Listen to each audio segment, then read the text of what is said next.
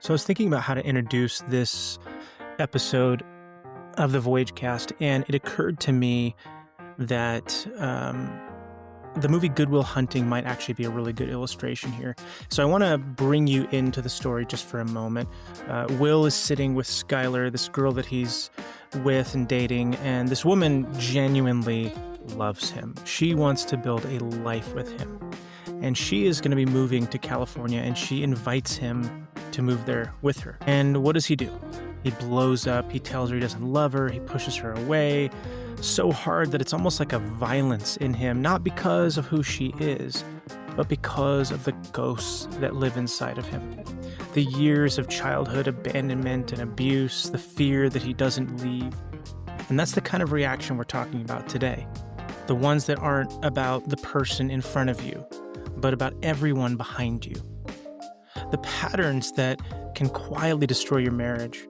The reactions you don't stop to question. You just believe your reactionary state to be the truth. The ghosts that show up at your table, in your fights and in your silence. If you don't deal with these ghosts, you will end up fighting shadows instead of loving your spouse. And here's the truth. Unchecked patterns don't just hurt marriages, they end them. Worse, they can reinforce or even create generational cycles of dysfunction. Now, I warn couples about this all the time, that if you don't face in yourself what you need to face, these ghosts, these demons, however you want to say it, they will get passed down.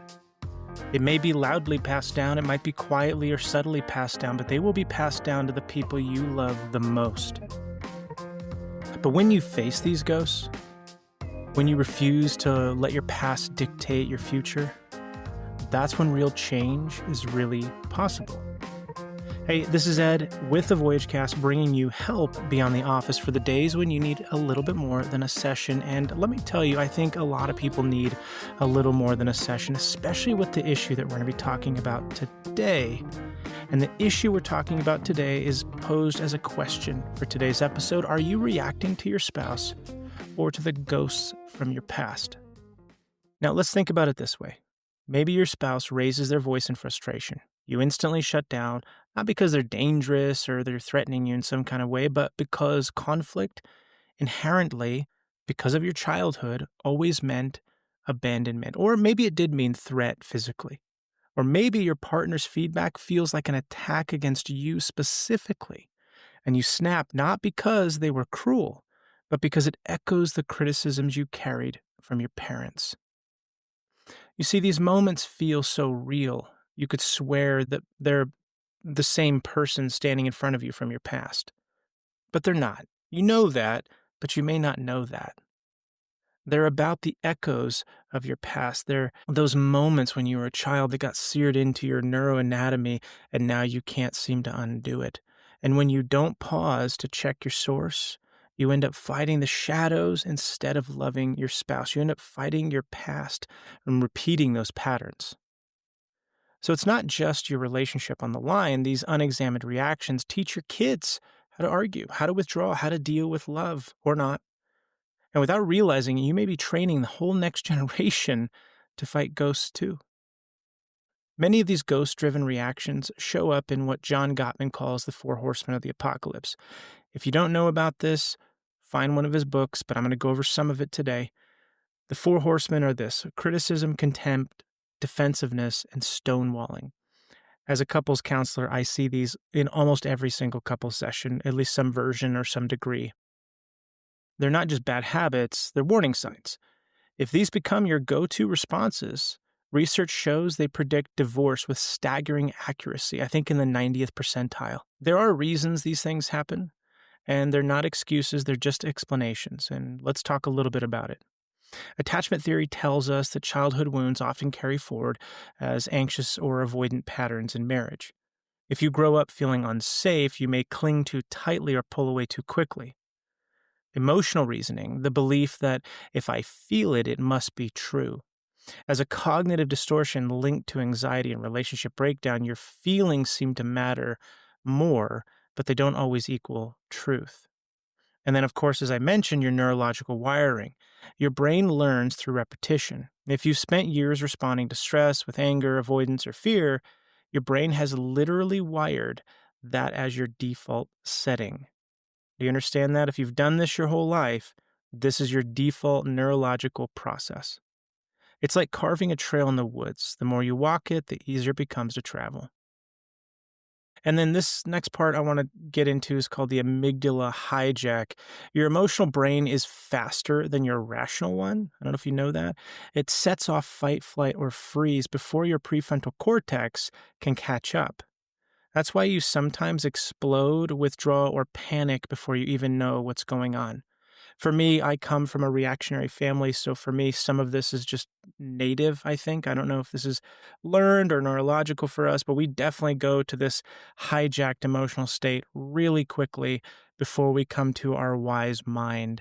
And it's taken me a very long time to figure this out in my personal life as well. Now, think about these wiring connections with the four horsemen.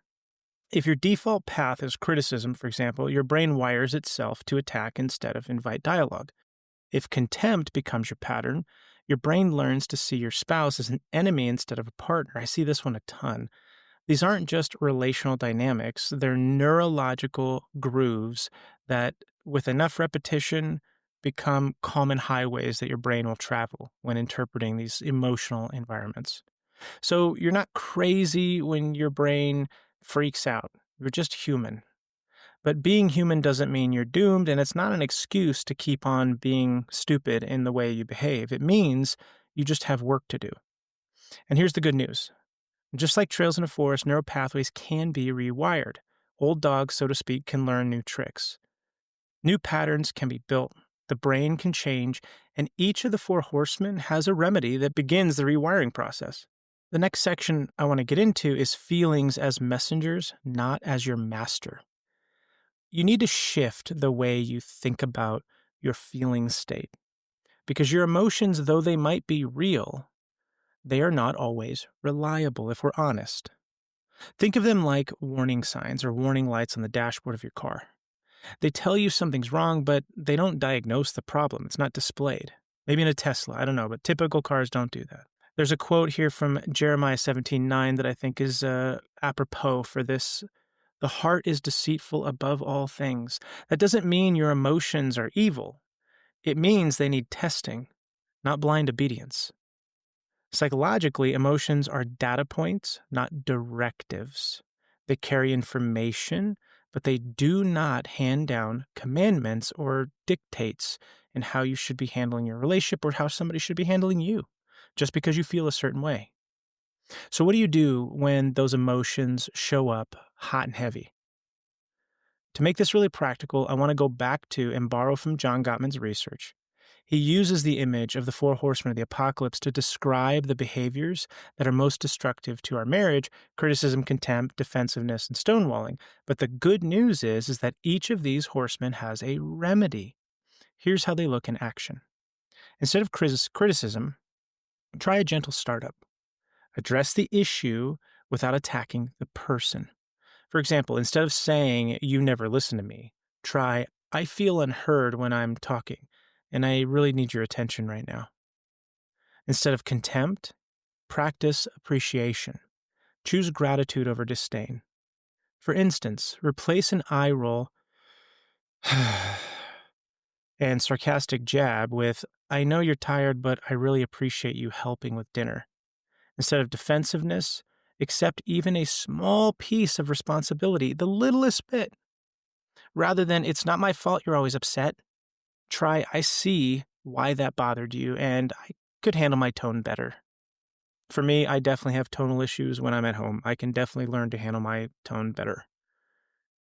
Instead of stonewalling, practice self-soothing. Step away, regulate, and then come back ready to engage. Remember, the key here, though, is come back. You don't come back, you're going to reinforce other problems like abandonment and rejection. So I want to give you an example of coming back. I'm in this process. I'm feeling overwhelmed. I need about 10 minutes to breathe, but I promise I'll come back as soon as we can finish this conversation. And you have to, like I said, come back when you're ready to engage. I would recommend, and I tell all my couples to do this, set like a 10-minute timer, come back. If that doesn't work, just acknowledge I'm not there yet and I need another 10 minutes, hour, day, whatever, but you need to acknowledge it, come back, acknowledge, come back. So don't dismiss your emotions, but don't hand them the steering wheel either. Interrogate them ruthlessly, redirect them, and apply the antidote that fits. Testing your emotions and reaching for these antidotes can be the difference between reacting destructively and responding with clarity. So I want to provide you a few more practical tools, and I'm just going to go through them point by point. I think they're worth saying and maybe a little bit repetitive, but I think they're worth saying. Pause and name it. Naming your emotion out loud, like I feel angry, I'm scared, I'm anxious, I'm feeling insecure, actually starts calming your nervous system. It moves the activity from the amygdala to the prefrontal cortex. The next one here is check your sources. This is just like anything else. It's like watching the news. It's like looking at social media stories. It's like anything else. Is this about my partner or is this about my past? Often it's about both, but knowing the difference can really change the outcome of these interactions. So double check, what's this feeling about? Where did it come from? Who is this about? What does it mean? What am I looking at?